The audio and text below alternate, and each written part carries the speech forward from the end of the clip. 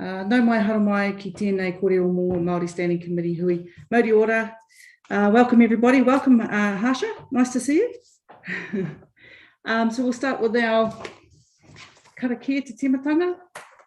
Firstly, I'll just quickly welcome Katie Carmichael, who is the new committee advisor, and she'll be taking over from Steph and working with us. So kia ora, Katie. Hi everyone. I'm having a bit of video trouble, but I am here, so I will just be observing if that's okay tonight, and just sort of getting a sense about how this all works, and I will be working closely with Steph to hopefully make this a smooth transition. Thank you. Right, thank you. Te timatanga. So Harry, did you want to say something? No, just saying thanks to Katie. Tukia te wairua, kia rere ki ngā taumata, haia rahi i a tātou mahi, me te tātou whai i ngā tikanga a rātou mā kia mau, kia ita, kia kore ai i ngaro, kia pupuri, kia whakamaua, kia tina, hui e, tai ki e. Kia ora whānau. Right, I've got to read out a couple of things here. So, due to COVID-19 restrictions, this meeting is being held via audio-video conference. All members participating via audio-video conference will count for the purpose of the meeting quorum in accordance with Clause 25B of the Schedule 7 to the Local Government Act 2002. The meeting is being live streamed to Council's YouTube channel. The meeting will also be recorded and, subject to the recording being of suitable quality, will be made available on Council's YouTube channel via a link on Council's website. Moving to extraordinary business, one thing I want to do is item 6.1, the officers' report. I'd like to move that to the end, to be placed after 6.4 and before the chairperson's report.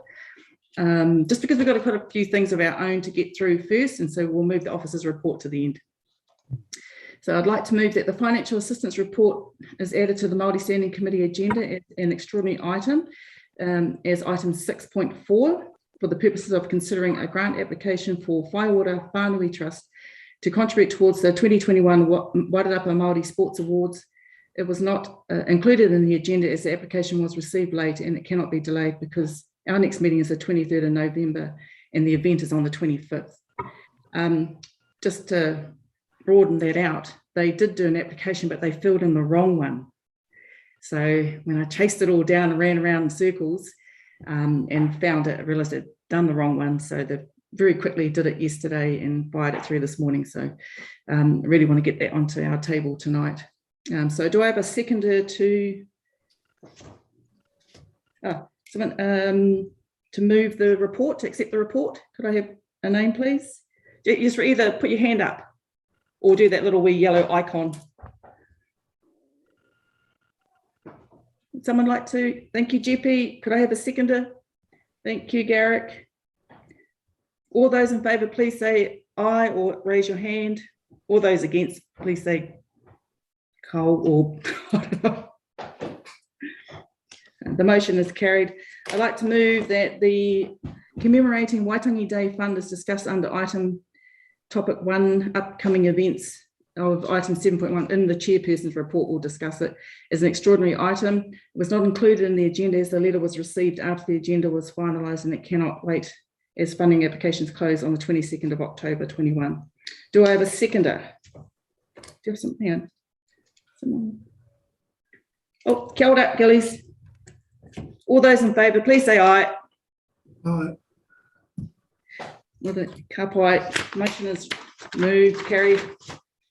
Does anyone have other extraordinary business that needs to be added to the agenda? I just wondered, we didn't have our noho obviously, but COVID-19. So I do wonder if it's an opportunity to have a little bit of a chat. I don't know how we add other business items, but just around feedback from various marae to see how the community fared, and potentially when we discuss our PO and the allocation of funding, if there is a need, what would be our view around allocating some putia to that?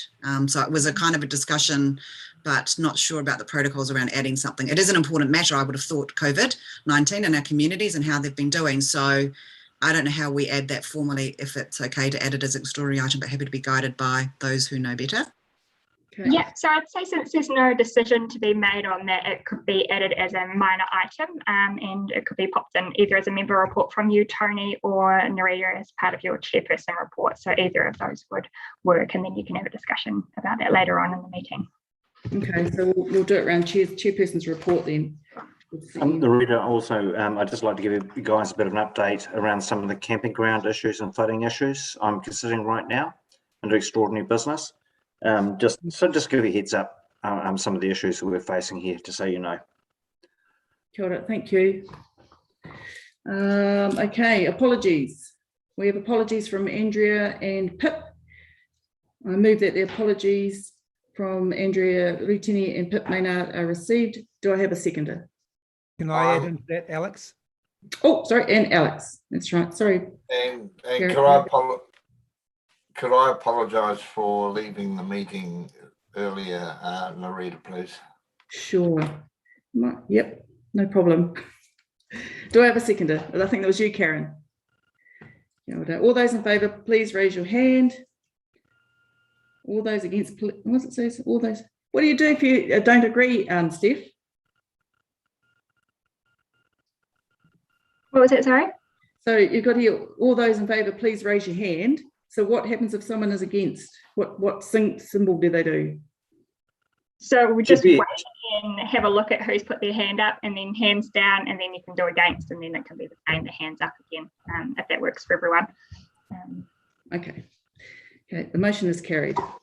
So that's everything. Conflicts of interest. Are there any conflicts of interest tonight to declare? No, kia ora. Acknowledgements and tributes. Does anyone have any acknowledgements or tributes they'd like to make? Yeah, I can't think of it. Ka pai. Public participation. So this evening we have Dr. Harsha Diaz and Steve Phillip and Karina Ngātai speaking to us on Māori health issues in South Wairarapa. Welcome, no mai, Dr. Harsha. Nice to see you. Go ahead. Tēnā koutou, Harsha Diaz taku ingoa. Thank you very much for giving us the opportunity to have a talk to you. I realise we only have 5 minutes, so I was going to be very brief. I'm the GP at Featherston. Steve, I think a lot of you know, is the GP at Martinborough. And Karina Ngātai has come to join us in Featherston to fill a specific role. We wanted to talk to you about a problem that we feel exists in the South Wairarapa, and the main idea of tonight was to make you aware of the problem, and that was all. Maybe a solution we could look at if you felt that it needed it further down the track. Would like to say that we speak on behalf of all the practices in the South Wairarapa, including Greytown. So Karina is a nurse practitioner. She was working in Carterton, but we've recruited her with a great deal of luck. She's a very unique set of skills. Her main job that we want her for is to engage with people that don't engage with medical care.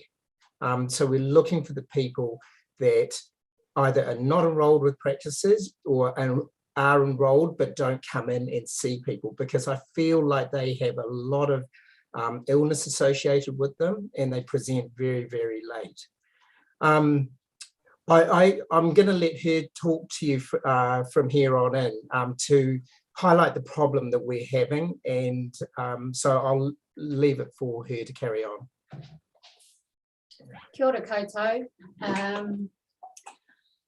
So the biggest problem is with South Wairarapa, we've got, as you would already know, we've got high needs with whānau that need social support, financial support, that have got complex health issues, and we've got a large majority of our patients that are living remotely. not to mention, you know, like Harsha said, what I would consider to be the lost tribe.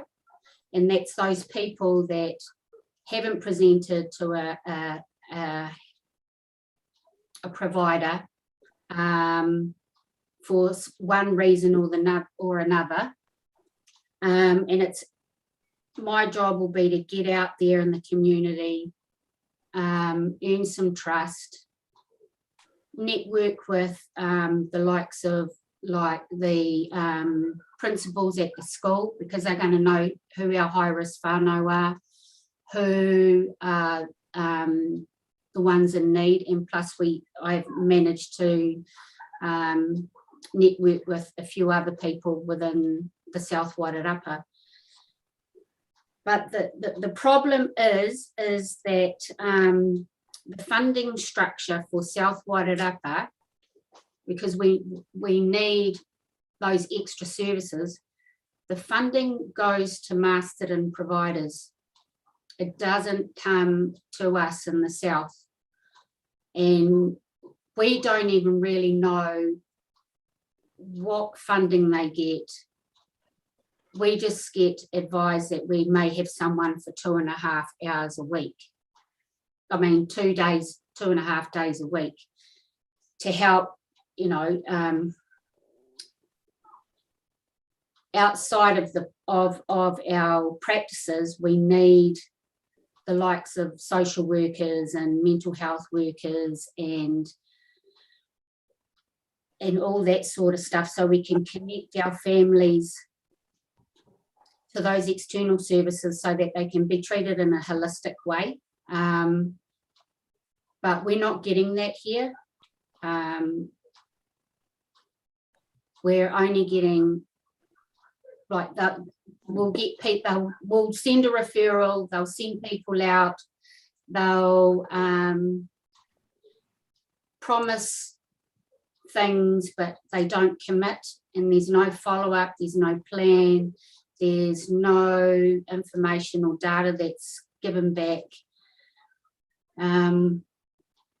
So we just feel disadvantaged to the extent that there's a whole lot of funding that should be coming to South Wairarapa community, but we're not receiving it. And you know what we're asking is for maybe your guys' help to find a solution where we can try and possibly get the funding coming directly to the South, so it can be utilised specifically for South Wairarapa, and hopefully eventually we may be able to build our own South Wairarapa external service team that's here in the South, that live in the South.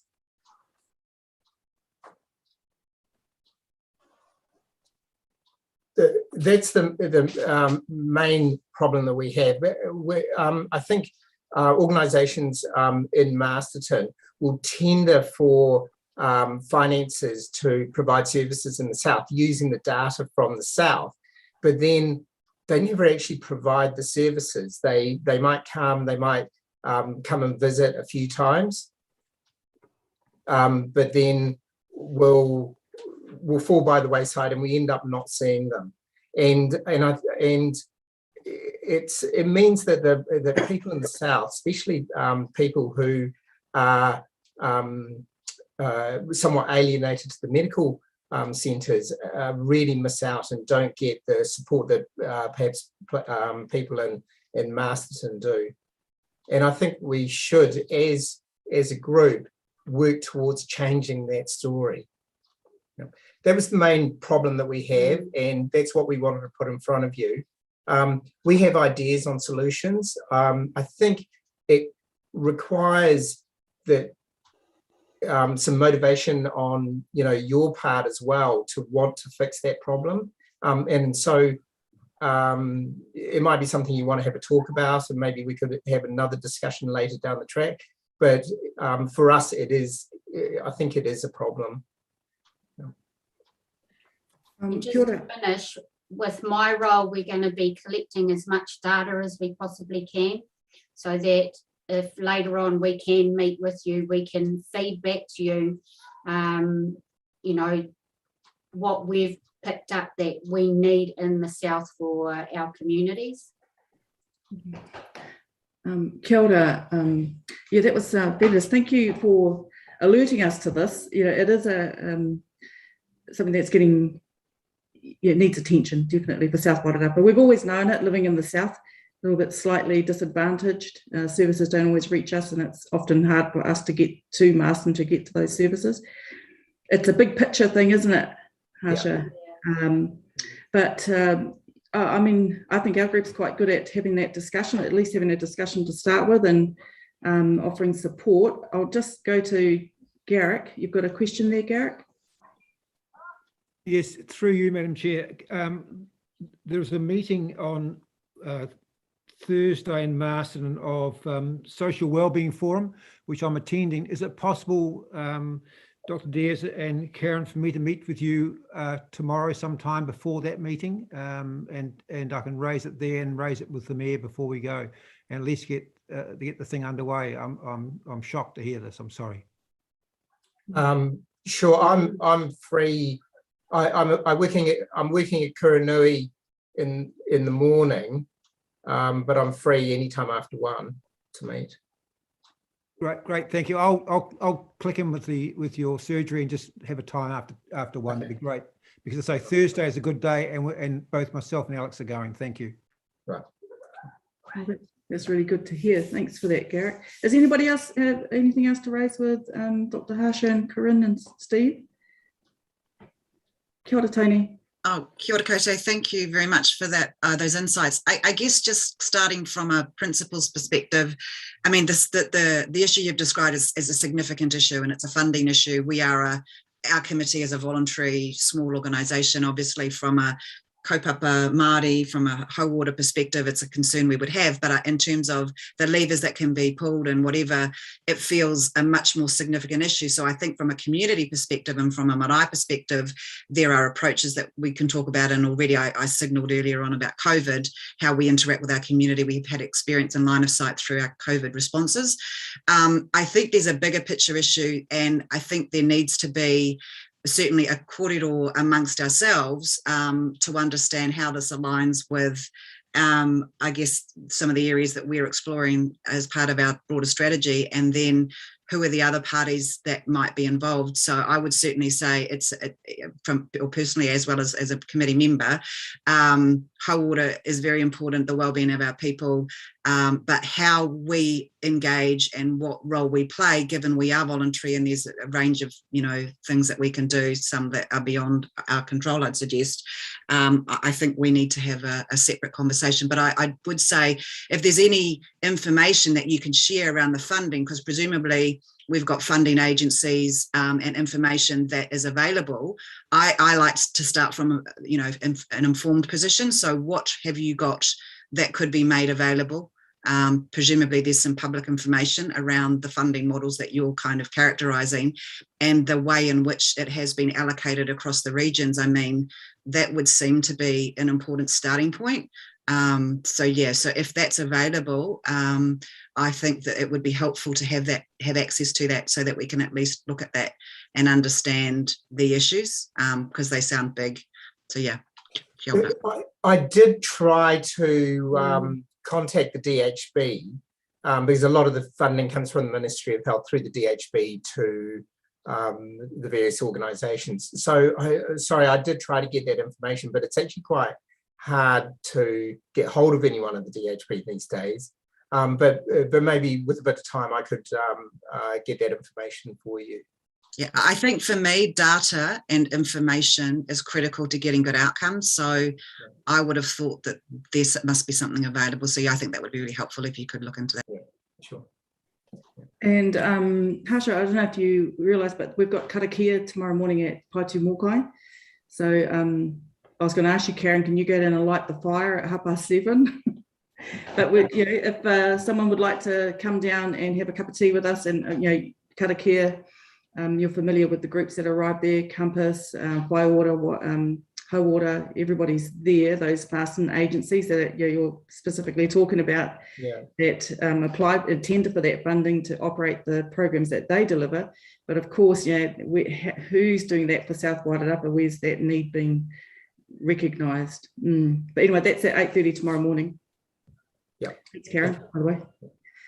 Kia ora. Well, nice to see you all, and hopefully we can come back to you for a second discussion at least. Yeah.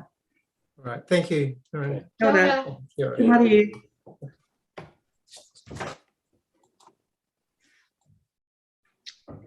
Kia ora whānau. Right. Okay. Where are we up to? So thanks, Garrick. So maybe we'd record that. Is it an action, Steph, that Garrick is going to raise it at the next meeting in Marsden on Thursday at that wellbeing? What is it, Garrick? A wellbeing conference or something?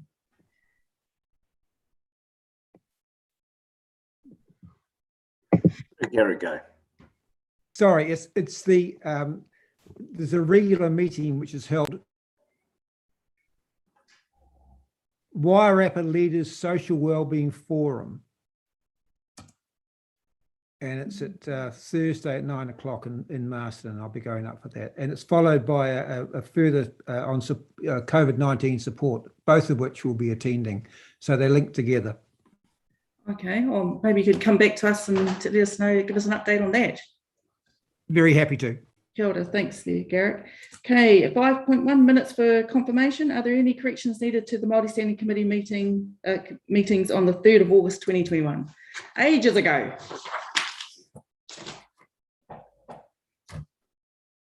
Right, do I have a mover that the minutes for the Māori Standing Committee meeting held on the 3rd of August are true and correct record?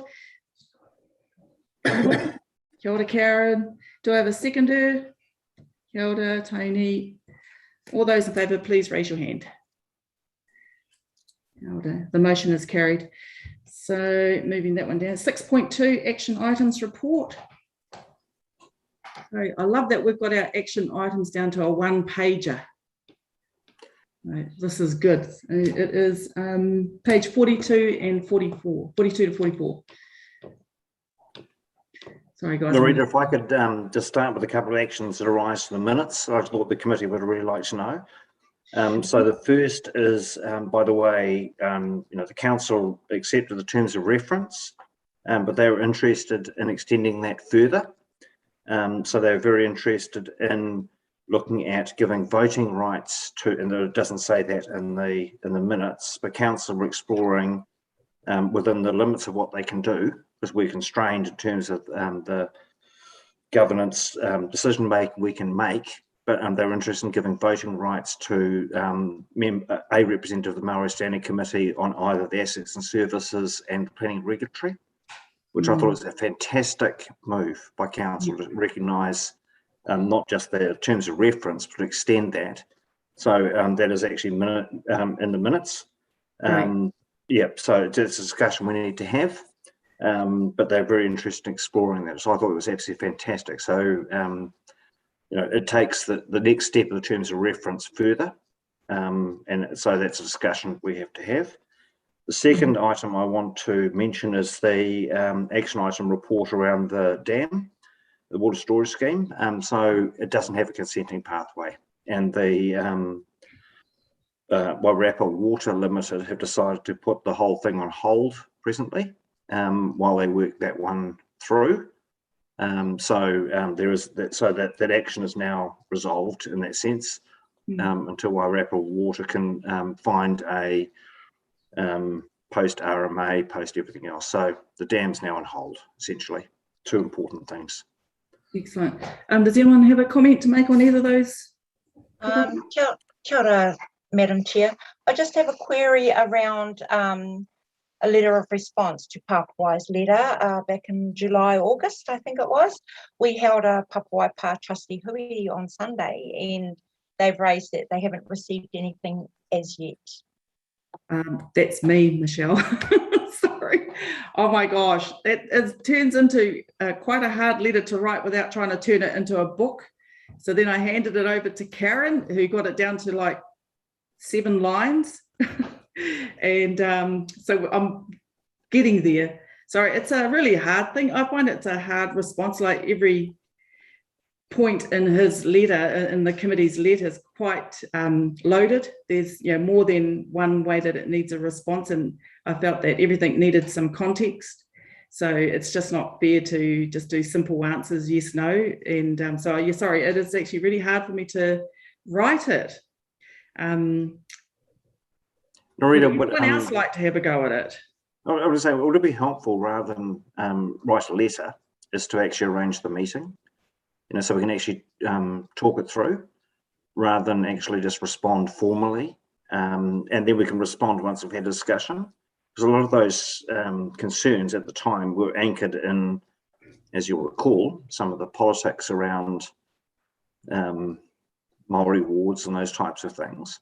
So look, I'm very happy to be part of a conversation with Papawai and Gillies, so we can just talk it through, rather than put everything into writing and then it invites a response and so forth. Over to you, but I'm really happy to put that on the table. Thanks, Harry. That's a really good suggestion. What do you think, Michelle and Gillies? Do you think that the committee would be open to a discussion with the Māori Standing Committee in response to the letter? I can actually say that our chairman would be very pleased to be able to attend at one of our hui to have that discussion. Great. So, okay. if you put an invitation out, that'll be great. Okay. All right. Is the committee happy with that we do an invitation? Kia ora, kia ora. Okay. Well, we'll make that the action then, Steph. Can we make a note to that? Or Katie? Thank you. Yes, yeah, I'm noted that. Right. Anything else? Wakamoiko? No, kapai? Okay, so we are on to, we're up to action reports. Yay. So what have we got here? 655, potential nominees to represent the interests of tangata whenua at Considine Park. And the latest update was Hauriki Marae requested a member of the user group to present so they can gain a better understanding of the role.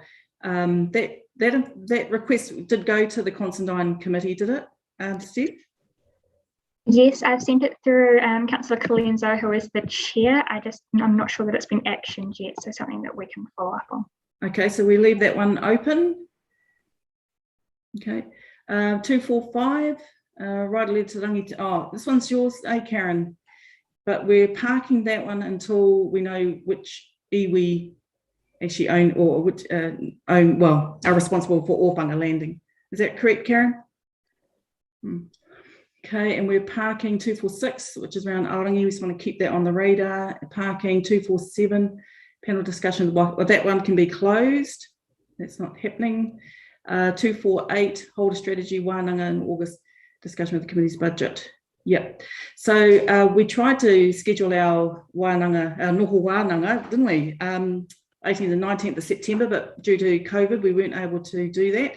So it'd be quite good to reschedule another date, which comes in with, Karen was also asking in that, could we have that discussion, if we schedule a date for the next noho, wānanga, strategy noho, could we also look at having some time to discuss an engagement plan for Māori wards? Because now council need to start looking at how do we do engagement and what it might look like. So she wants to start an engagement plan and have a discussion around Māori wards, and also around our kaupapa wainga role as well. What is that going to look like? So these are quite, again, they're all big kaupapa. It's never anything small for us. So first thing, I guess, is another date to look at for strategy noho. So how are people placed in October and November?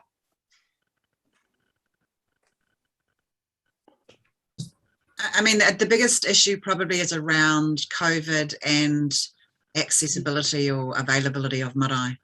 Yeah, that's probably. But I wonder if is it Zoodle or there's some little thing where someone can send out a date. I don't know if Steph or our new secretary, there's a way you can just check in.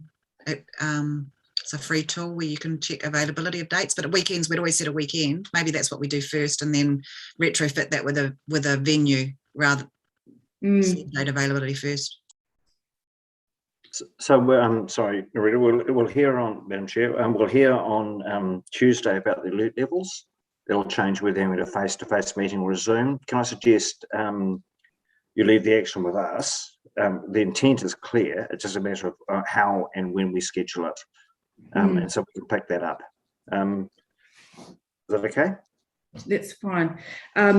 So for the committee, you know, our noho would, well, again, I'd really like to see us go to Hawariki and a Friday. We said Friday and Saturday? No, Saturday, Sunday last time. Friday. Yeah, something like that again after work on Friday and then all day Saturday, I think was the suggestion. And it would be good to have like Karen come in and talk to us around Maori wards and that, the engagement plan for that. Yeah. And also look at our role that we're establishing with council.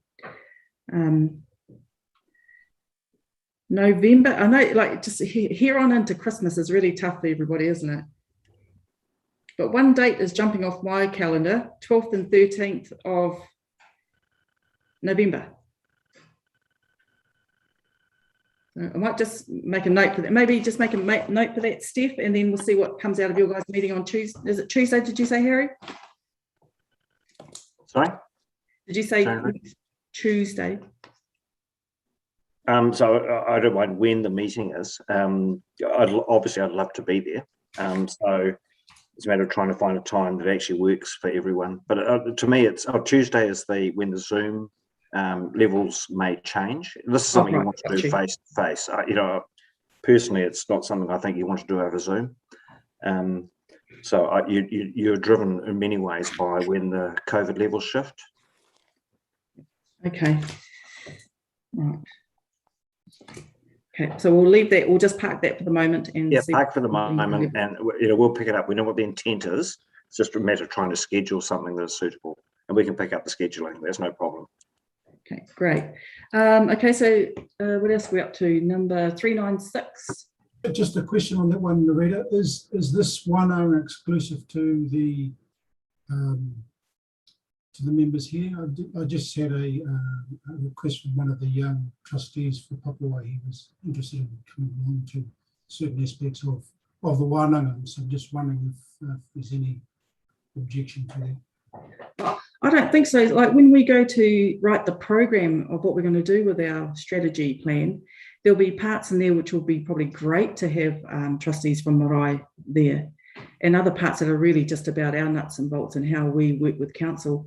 So I have no objections. Is other committee members happy with that?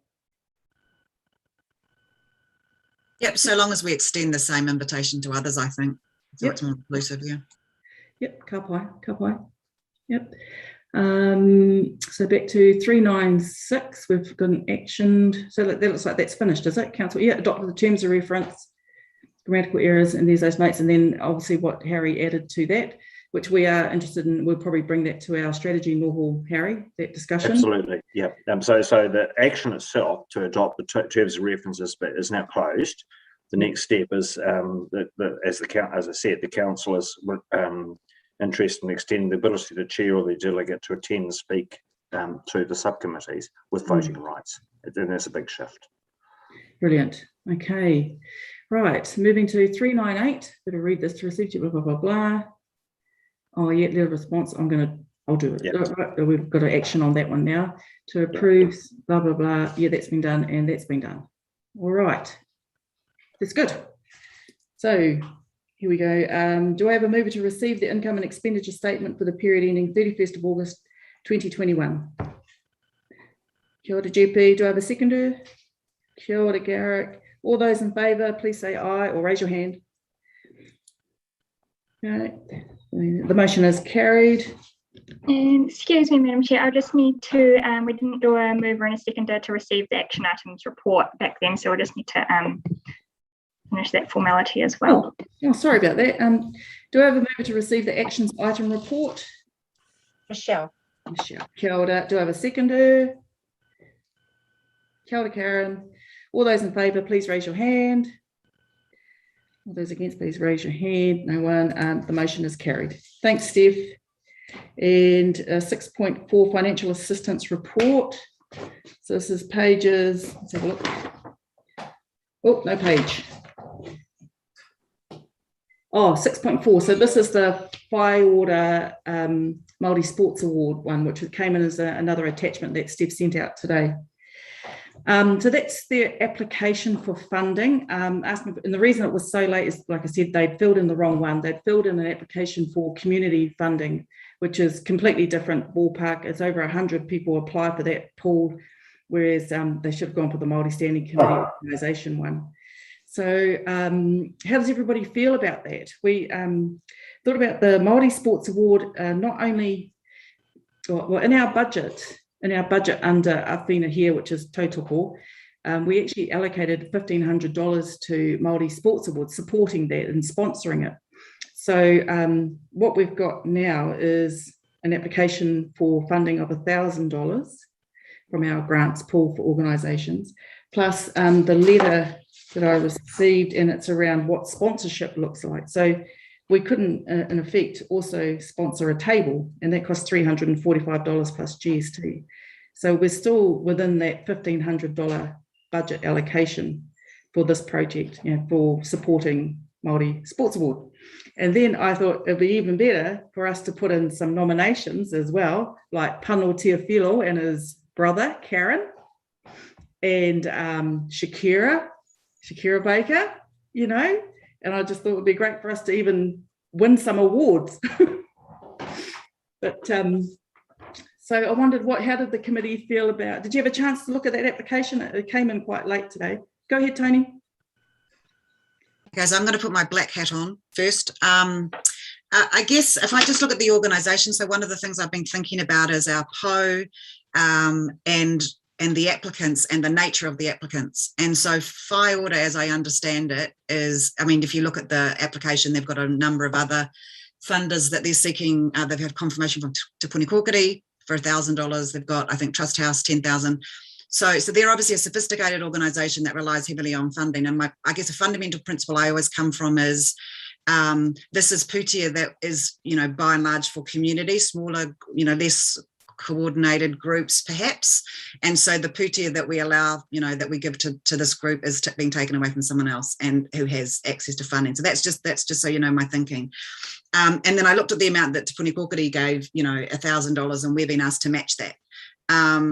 So I guess from a principles perspective, it's like they've gone out to fund certain things, and there are some notable absentee funders, I'd say, if we look at the wider community in terms of community trusts, etc. So that's just kind of a question in my mind. So, in relative terms, $1,000 from our pūtea compared with $1,000 from a government agency, is that fair and reasonable? So that's a question. It's not a.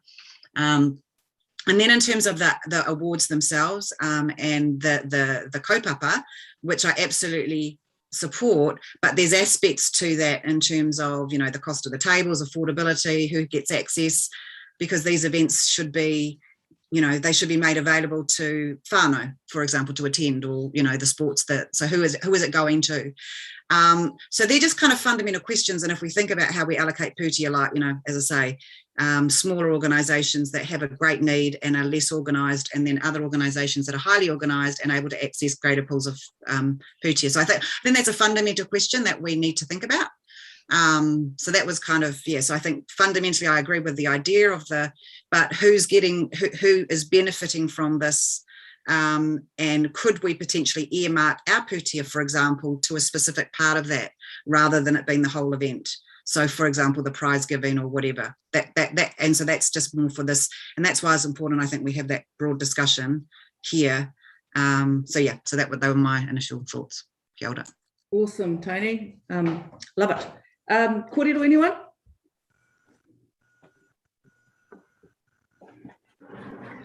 One thing I do think with our pūtea, we do go across the board. We do go for those wee struggling little groups as well. Like the Māori Battalion, Featherston Māori Battalion little group that have their dinner once a year, and they bring down their kuia down from up north, put them in a little, in small accommodation and things like that, and do a dinner for them. And they struggle every time, and they're too scared to ask for money. So I think we're mindful of where we do put pūtea. I just wondered about this one because, it is, I guess, it is a reasonably big event on the calendar for Māori throughout the year. And it would be nice to see us there. You know, our logo would be there. We would, you know, we'd get a mention, you know, otherwise they don't even know we're here. We don't have to do this every year. It could be just maybe one, and then next year it might have a different shape or something like that. But yeah, just wondered. Yeah. Anyway, more kōrero.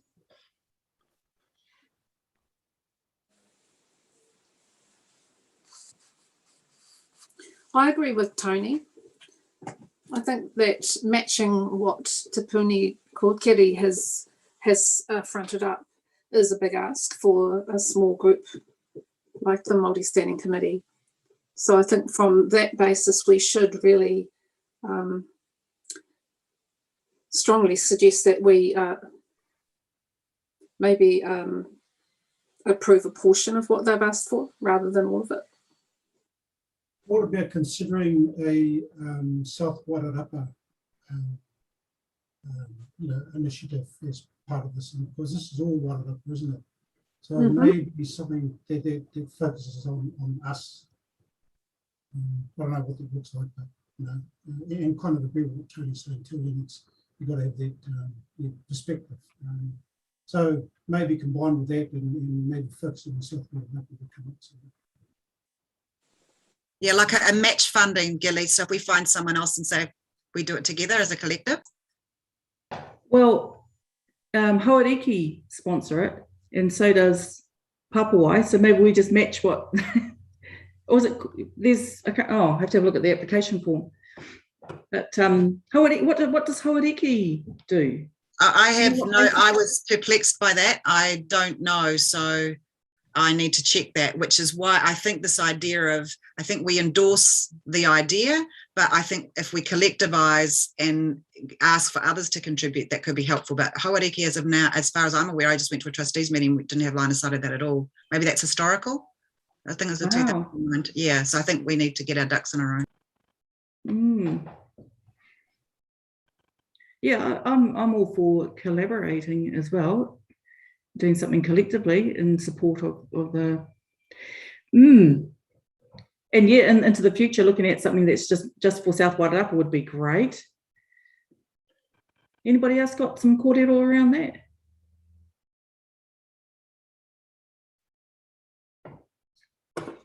So what would you guys like to do then? What would your... Well, can I just ask, so in terms of the councillors here, so being aware of the broader funding pools in the South Wairarapa, not just Māori. So I did a bit of, I don't know, Greytown, I don't know what other community trusts exist other than Trust House. But isn't this, if we're going to celebrate and acknowledge an event that's for South Wairarapa, then wouldn't a strategy be, you know, something like where the Māori Standing Committee is going to do this, but you know, perhaps another community trust or whatever, because I don't know that it necessarily has to be just Māori. I think it's something to celebrate more widely, and so that was my whakaaro. But again, just testing it with others. But the councillors may know, have line of sight of other funding pools.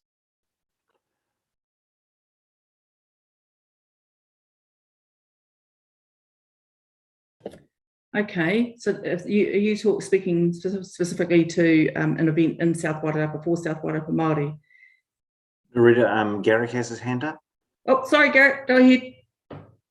I was just going to say there's obviously funds available through the various community boards, but they're limited to 500 each, and there's a concern about multiples. So you could actually do a 500 off if there's a direct event going to happen in a particular town. So if it's going to be an event or a team or a sponsorship coming out of a town, then you can go to the community boards. That's another line of attack for this.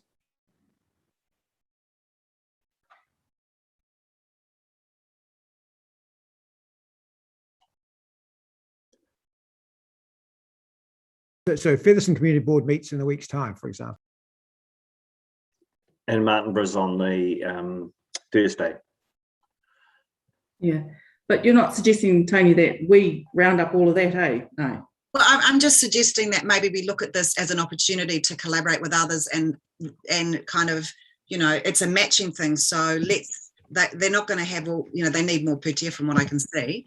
So we could say, you know, we're happy to contribute a portion, and maybe that is 500. That sounds like a reasonable number, and then request that others similarly contribute that, because we're not going to, may not be happy to give the whole 1,000. But it's an opportunity for us as a forum to say, okay, well, we're going to help to seek more for you because we can't provide it all. That was just my whakaaro. And get others more engaged, because I think it's something that we should be collectively celebrating, isn't it? I agree with you, Tony. I think it's across the whole district. It's not just one organisation. And I think obviously there's various towns would like to be involved. You know, Greytown obviously, and ourselves. Yeah. Yeah. Okay. So what are we going to vote on tonight? We're going to support the application, but not the full amount. Would you guys want to consider sponsoring a table this year, and maybe we attend to even have it? I've never been to one. Has anybody ever been to one? No, me neither.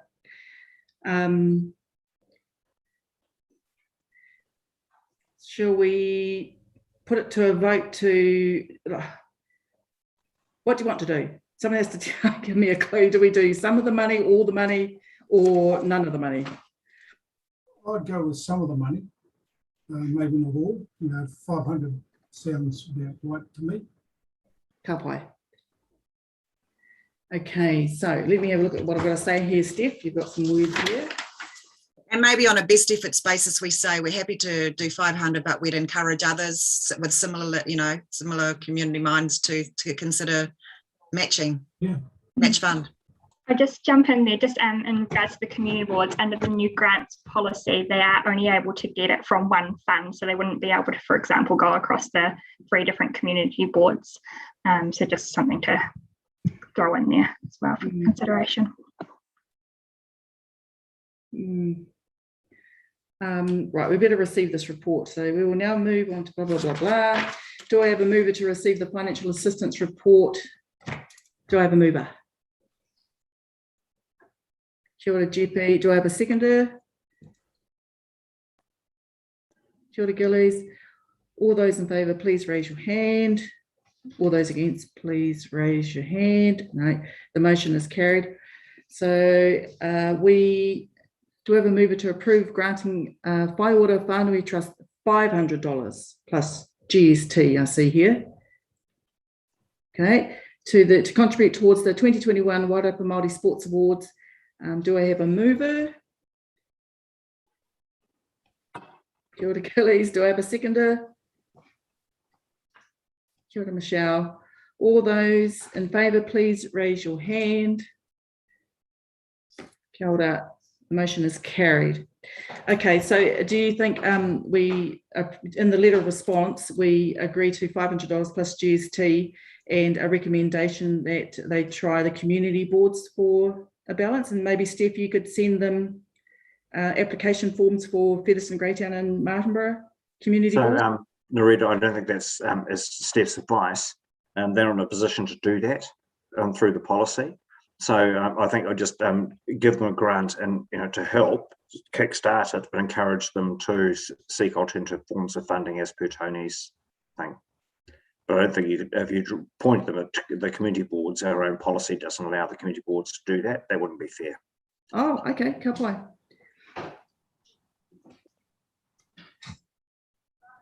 And the last part of this discussion is, do I have a mover to note that the Māori Standing Committee grant forms are due for review, and officers will work with the committee to update the forms to ensure they are still fit for purpose and aligned with the new grants policy. So we did those forms over a year ago, and they're just for review. We're going to review them in 12 months' time. So maybe that's another one for our strategy noho, so we have a chance to have a review the application forms. Because what I have noticed is we've got one for an individual, which is a maximum of $500, and that doesn't often get taken up, but we seem to have more applications from organisations. So do we need 3 applications is what I'm getting to. So maybe that's for our noho strategy discussion. So do I have a mover to, how do you say? Do I have a mover to note that the Māori Standing Committee, blah, blah, blah, blah, blah, blah. Do I have a mover? Thanks, Karen. Do I have I a like the blah, seconder? blah, blah, blah, blah. That's good, Yeah, Narita. I'd already read it out. Did you get that, I'd Steph? already read it. Casey? Do I How have do a you, seconder? how do you say that in Te Reo? Same as you would in English. That's cool. Hey, Narita, I have to take leave now, unfortunately, but sorry about that. But Whānau sort of have jumped ahead and claimed me. So cheers, guys. Good, GP. Thanks, Pumarie. Jeffy. See you, mate. Hey, Jeff. Yeah. Did I have a hand for a seconder? Michelle? Oh, okay, Garrett. All those in favour, please raise your hand. All those against, please raise your hand. No one, the motion is carried. Right, now 6.1, the officers' report. So that's the one that, how many pages? It's, let me have a look. A lot. So look, I take it as read. But one thing I'll take off the back of this, that's not actually in the report, but just to explain, probably the most controversial thing that's happening right now is the water reform. And so just give you a bit of context to that. So for background information, we've populated the website with a report that went to Assets and Services. We talked about essentially what we do know, which is the things the government is telling us they know. And with a rider saying there's a whole lot of questions we don't know. And so what the council has done is had a workshop to ask a whole lot of questions about the water reforms and where they're heading. And so, which fits in with the Department of Internal Affairs. They've basically said we've got 8 weeks, and we're in the last week, to send in their questions to Wellington, which every council is doing right now. So we're required by the 1st of October basically to send in the list of questions the council has around the water reforms, what it means for us. And I'm really happy to share that with the committee, the list of questions that we've got. And so I'll send that out shortly once we've finalised it. So the action after the questions to the Department of Internal Affairs, they have to respond and answer the 67 councils that are sending in all their questions and then make a decision. So they're not making any decisions right now. We're not consulting with the community, and we're not required to or even want to, because we just don't know what it means for us as councils. So it's probably one of the more significant things that's going on right now. And so I'll share the questions that we're forming. That they'll be literally going to the Department of Internal Affairs tomorrow as a list of questions. They're not surprising. They are things around why is the government asking councils to respond to their communities? Why don't they take the lead? The governance, decision making, and how the proposal reform, they're under debate. They have huge issues for mana whenua, for iwi as much as they do for council. So it's a huge and vexed question. And so that's probably one of the most significant things that's trucking through council right now. And so I just want to give you a heads up to keep an eye on this space, and I'll keep you absolutely updated as we go. So that's probably the most significant thing I want to raise. So if people got questions about that they'd like to talk about?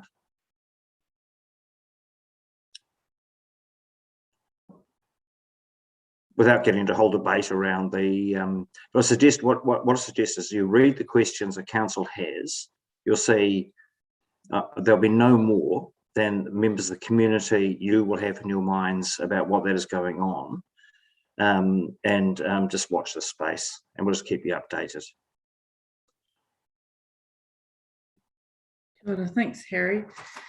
Yeah, those meetings have been quite intense. So we had a Wellington Water Committee meeting on Friday, and that was a Zoom meeting down in Wellington. And yeah, it's really quite tricky to work out where mana whenua are still sitting in that space, Harry. Yeah, absolutely. With the Three Waters Reform and Wellington Water, there's 6 councils, Hutt City, South Wairarapa, Lower Hutt, Porirua, Greater Wellington and Wellington City. And then all of these 6 councils, you have to have mana whenua representation. Well, of course, it's Ngāti Toa, Taranaki Whānui, and with us, it's Kahununu and Rangitāne. So I'm on there as an observer, you know, basically to make sure that the South Wairarapa District Council has got a Maori in that room, because otherwise we're not even in the room. And Andrea has managed to come to the workshop and a hui, and so she is the Ngāti Kahununu, so we've got to formalise her position there. And we're still looking for someone from Rangitāne to be a part of that committee. It's to give that voice for mana whenua. And so at the moment, I think Andrea is suggesting a horipo. So she's going to reach out to him to see if he's got time to be in that place. And yeah, so but it's quite tricky. We're finding, like, because one of my whanaunga there, Lee Ohina August, she's representing Taranaki Whānui, and we had Helmut Modlik there the other day for Ngāti Toa. But yeah, it's still not very defined on what our role is and where we almost like where do we contribute. It hasn't really been established very well, Harry, to be honest. And we're trying to have a conversation with Colin from Wellington Water about actually why are you bringing us in here when things are just sort of going on and on without any input from us at critical times. So, you know, that's another discussion, but trying to keep on top of that one and making sure that, you know, Kahununu and Rangitāne are represented in that discussion. I think it's also fair to say, you know, water reform, it has to happen. We're not going to be able to afford water in 30 years' time. I think that's what I keep going back to, Harry. Does it particularly matter who's in power to do it? I'm not sure that it does. It has to happen. We have to have water reform in 3 waters. Yeah, I don't think anyone agrees that the problem is the same. It's the form. So, Narita, the very experience you have with Wellington Water, imagine that with, so we're in a part of what they call NTC, which is from here to Gisborne, and there are 22 councils in that entity. And if you take it down to the mana whenua level, imagine, you know, and you have theoretically a 50% split between the 22 councils and mana whenua on the governance committee. Even trying to get the local government to agree who the representatives will be to represent 22 councils down to 6 is problematic. You imagine trying to do that with mana whenua across the entire NTC. So that what you're experiencing with Wellington Waters is a microcosm of the scale of the issues we have ensuring local representation. So, you know, it's a fundamental issue. Yeah, so look, just watch the space. The council have raised this exact issue on all of our behalf, about mana whenua representation, council representation. So you'll get a list of the questions that we've had, and there's more questions than there are answers. So it's going to be an interesting space. So right now, all we're required to do is just send out questions into the Department of Internal Affairs by the 1st of October. Then they will answer us before we have any public consultation on this matter, because we have more questions than we have answers. Anyway, just to give you a heads up. So just keep an eye on the website. We've got a dedicated space on the website as papers go through. For those of you who want to deep dive into the issues, I did a pretty comprehensive paper, actually probably one of the first papers I've ever written in my life, in the organisation to the Asset Services Commission, summarising, to Asset Service Committee, summarising the issues from council perspective. Is a long paper, but if you are interested, it's worth reading because it gives you a sense of the whole. So summarise all the reforms, all the work that's going on. So it's pretty significant. Sure, thank you, Harry. Okay, Kapai. I'll just add to Harry's comment there that the one he sent out, the carton one's available now to have a look at as well. Yeah. Okay, Garrick. Okay, anybody else for kōrero on that? I have a bit of a kōrero around the rates, about the big hike in the rates, and how does that affect our marae? So the rates, in terms of how they affect the marae, Michelle, what are you thinking? As a how? Well, because they've risen quite. they've risen quite extensively. You know, how much of an effect on our marae does that have? You know, I mean, I'm looking at this now, and like at the end of June 2021, the current year's amount is 214,000, 7% higher than the same time last year. Is it going to get higher? And if so, how does that affect all of our marae? Because they pay rates as well. So is it, I don't know how it works, and I probably sound a bit daft about it, but if you can sort of let me know, how does this work, and you know, what percentage is coming from marae? Okay, I'll have to dig into that and give you. Could we? I'm happy to answer it, but I just don't know the specifics. So, because I don't know what the zoning is and what rates apply and those types of things. So I'm not trying to kick the touch. I'm just happy to answer. Yeah. Oh no, I'm just trying to get an understanding. I'm not very, you know, up with the power on the rate side of things, but apparently it's been a big kōrero, especially coming from South Wairarapa. And, you know, just sort of want to know where we are with that. Yeah, no, I'm really happy to answer that. But the specifics are very different to the general.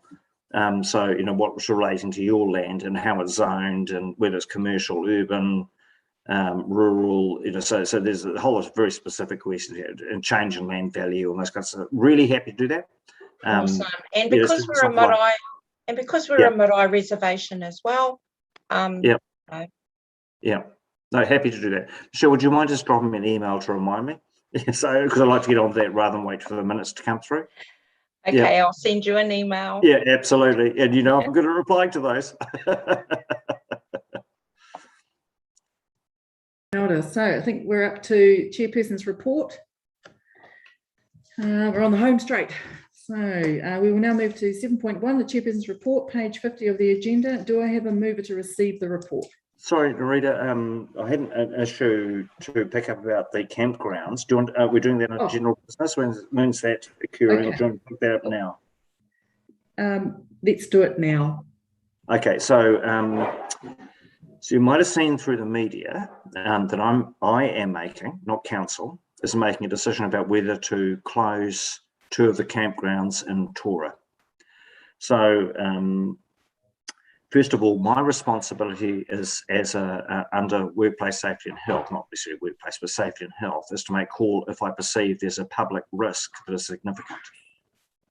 So, and some of you may not know, but part of my background is in flood management when I was working in the Waikato Regional Council.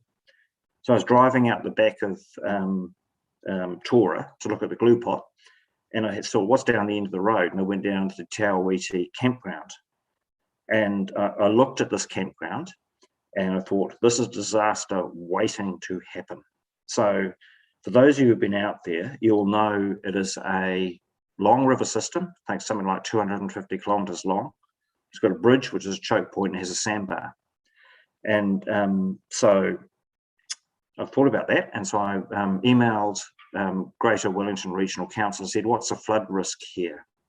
So they'd sent me some flood risk maps that showed that campground being inundated in a 1 in 100-year event.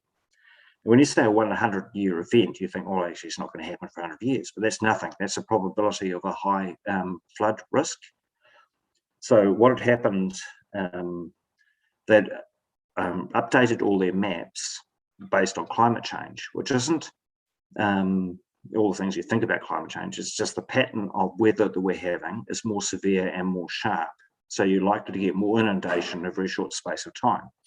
So I inquired more, and they said, basically, guys, do not have a campground in these 2 locations. It's unsafe.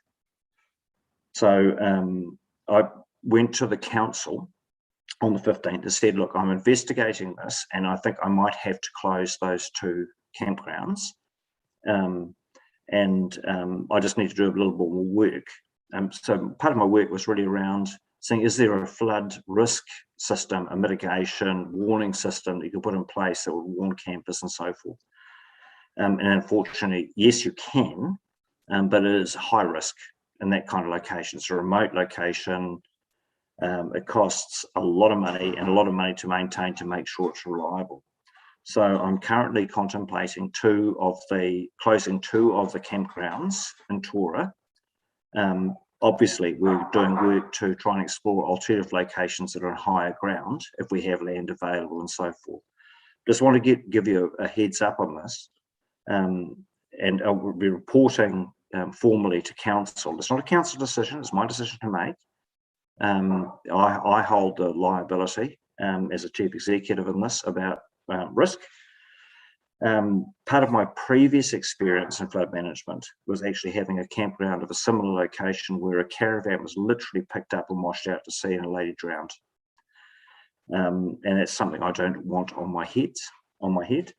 So just want to let you know that I'm working this through with people, but equally a lot of people have said, we've camped out here, we've been here for a long time, we haven't seen what goes on. Equally, the residents in the location are saying, actually, we're seeing lots of flood events. We've pulled people out, we've had to rescue people, and so forth.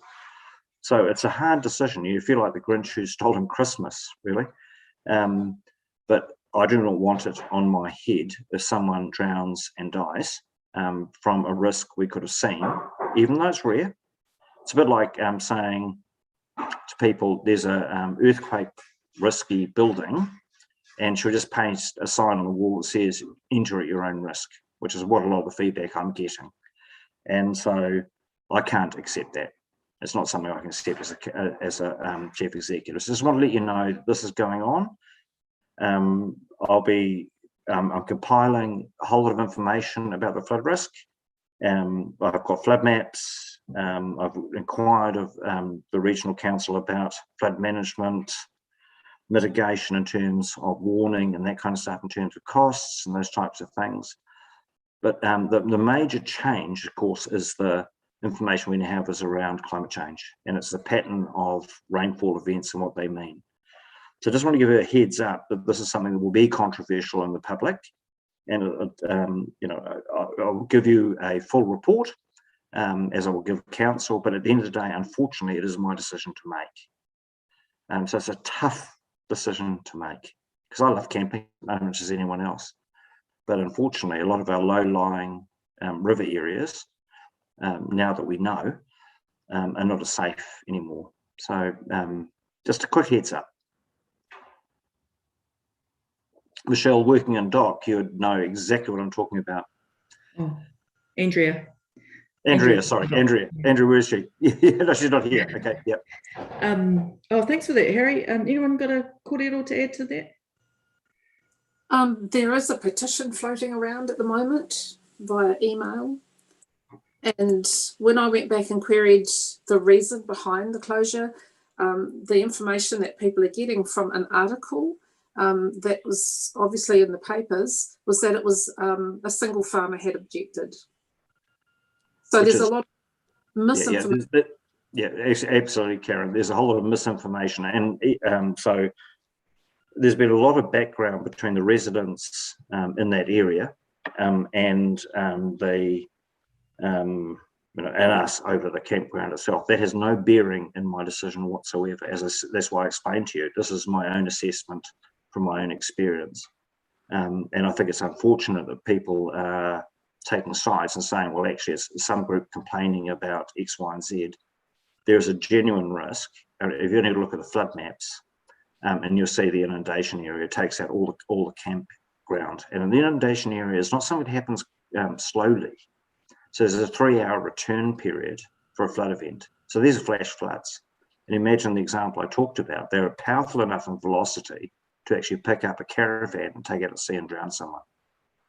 And you can say, well, Coromandel's stuff in the Tora. Actually, it's not. It's a short-run river system.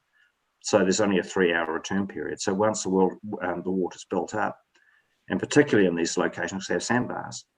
So you end up with the water rushing through very quickly, and it hits a sandbar and bounces back until it carves a way out through. By that time, it's too late. So the velocity of these things are massive. You only got to see the flow that goes under the Rumahanger Bridge, in full flood to get a sense of what water velocity actually looks like. So it's a very serious issue, and I don't want to I suppose what I don't want is trivialised by people saying, well, actually, there's a sign up, put the sign up and people camp at their own risk. It's not something I'm willing to tolerate. And so I just want to explain that to you. So, because you'll read it through the media as the story evolves.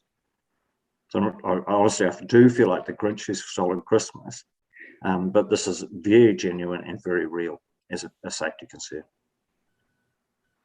Yeah, kia ora, Harry. Anyone else? Anyone else to add? Ka pai. Tony, we should talk COVID, PO and funding. Should we do that now? Yeah. Aye.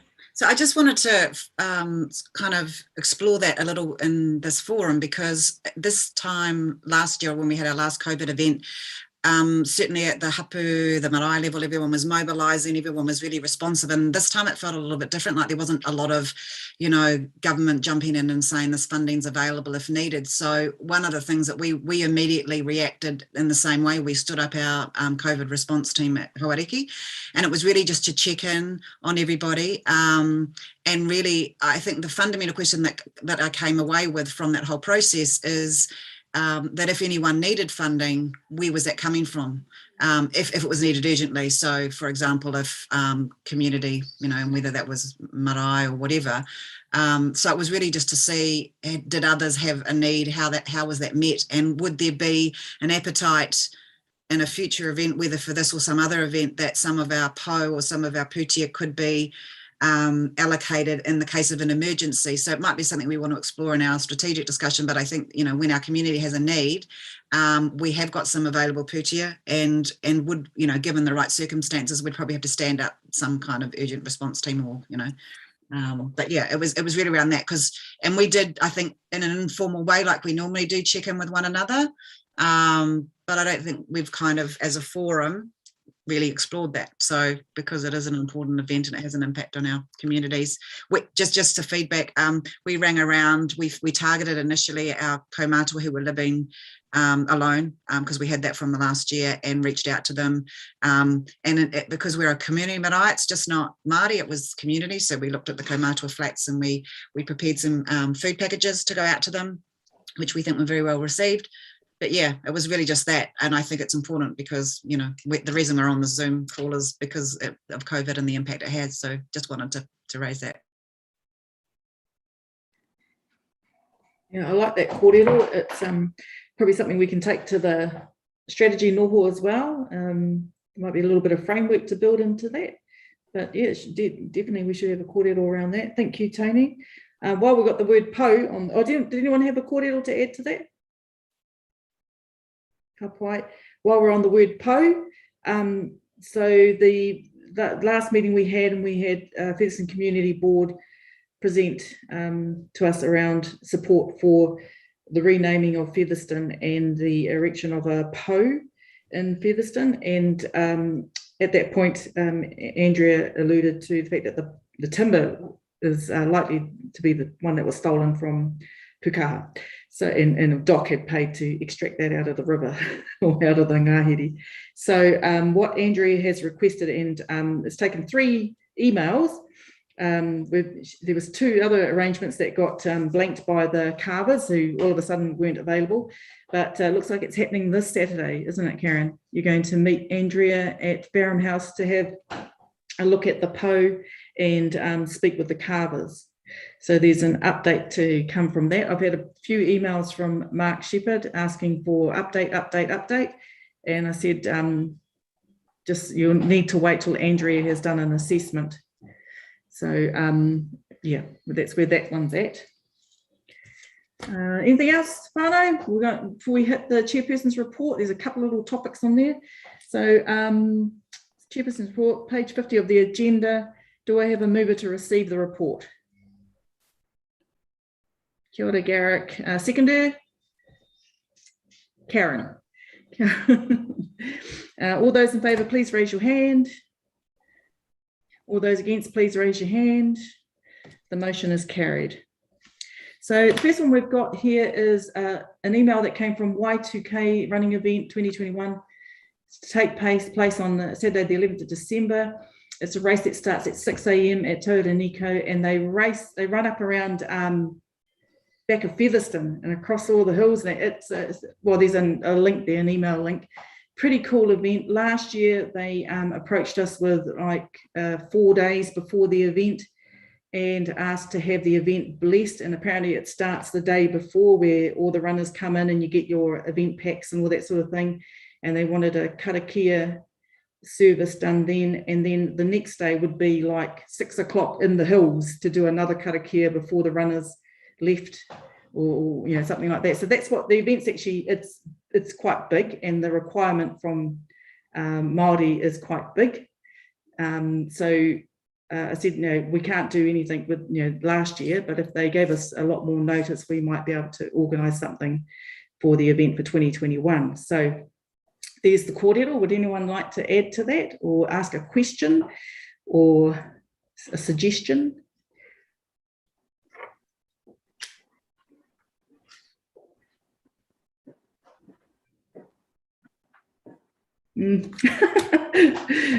How do we feel about, is there someone we can send them to do their karakia for them, or a suggestion?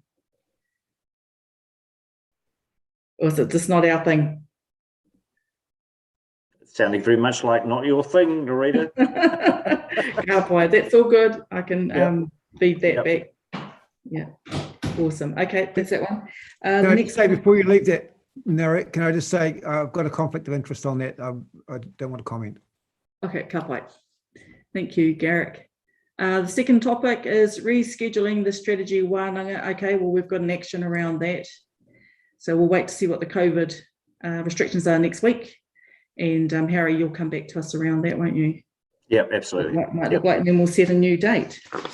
So I think we're there, whānau. That's not bad going. What are we? 7:18. So we'll close with our... Sorry, wasn't there a discussion item, Narita, around Waitangi Day celebrations? I missed that one. Wasn't that from Sheil? There's a question about what you want to do about that. True. Oh, commemorating Waitangi Day, that's right. So yep. This was an email that came via Sheil, and it's from the Honourable Carmichael Sepuloni, and it's around Waitangi Day. And there is funding available if, as a community, with council in Orohi, you wanted to do some sort of Waitangi celebration, there was funding available and an application for it. And it has to be submitted by the 22nd of October. So it's funny how these things just pop up, you know. Yeah, and just as we've never applied. So we're looking for your guidance, because in anything, I suppose there's two things. The first is, do you want to celebrate it? I suppose the obvious. But the second is, you know, how much effort we put into that. If you do want to, and if you do want to, then we're really happy. So we're looking for your guidance here about, well, this is an important thing to celebrate. And if it is, what can we do to help? Yeah, has anyone got some kōrero on that? Is anyone thinking big event, small event? Something for South Wairarapa? We'll probably do it without actually applying to the grant fund. It's a pretty, you know, you have to have a significant event to get the grant funding. So more of a conversation, you know, we've not done this before. And if it's something that you feel is important to celebrate, then we'd want to support you. And it'll be an event. Let us know where do you sit on the full-blown celebration. Is this important? Is this important to mana whenua in the district? Does anyone have something to add to that, kōrero? Yeah. What if we funded a treaty training, a series of treaty training courses? Because we actually didn't sign this treaty here in the South Wairarapa. Well, that's exactly what I was thinking. So, you know, they won't fund training courses on the treaty. They're looking for events that they can promote as government to say, this is a great thing, you know, blah, blah, blah, blah. So I'm trying to gauge how important you think. Obviously, the treaty is really important. You know, don't get me wrong, and please don't. But as Karen said, you know, we didn't sign. You know, we weren't part of that. So it's yeah. I'm listening to some guidance from you about where you want us to land in that space. We don't have to do anything. The options are we don't do anything, we do something like key, or we go all falls and bells and whistles. So what's your guidance? Yeah, I don't know. We probably have a big discussion around that. I mean, even though... Well, do you maybe not a discussion now, do you want to have that discussion and let us know? Rita, you know, yeah, absolutely, because, yeah. Yeah, I just, what I'm finding quite overwhelming, I suppose, is we're very time poor. We're voluntary and if we want to do things well and properly, so I think there's no doubt that this is a significant event for Māori. Yeah. And the respective marae will probably have their own ways given the, you know, to the availability of people to support and tautoko this. But I think more fundamentally, it's the how, you know, like, so the offer of having another, setting aside some time to explore what's a very big thing is just another thing to add to our mahi. Yeah. So I just think from a principles perspective, we need to focus on our strategic day and have prioritized things. And if that means that things like this, because the time frame is really pressured, means that we miss out, then next time, because there'll be a Waitangi Day every year, we can leverage that. But I certainly don't think that it's fair or reasonable that we're always asked to consider these big kaupapa issues without actually the resources and the time and support. And when we get our new person on board, maybe that's when we can start doing things. So I think it's really important to make the point that it's a very important event, but I don't think, given the time that we're at, it's reasonable to expect we can have an answer. Yeah, ka pai, Tony. Thank you. Well, that would be my view, is ignore it this year, and we work out and strategically how we want it, which is your workshop, about how you want to position these kind of conversations, which you know are going to happen in terms of our strategy. So let's not react just the opportunity. Let's do it properly with a considered opinion. That would be my view, Tony. I totally agree with you. Yep. You happy that I pass that back to Shell? Absolutely. Yeah. Ka pai. Right, am I there? That's it. Ka pai. Thank you, everyone. Let's do our karakia. All right. I've got to find it now.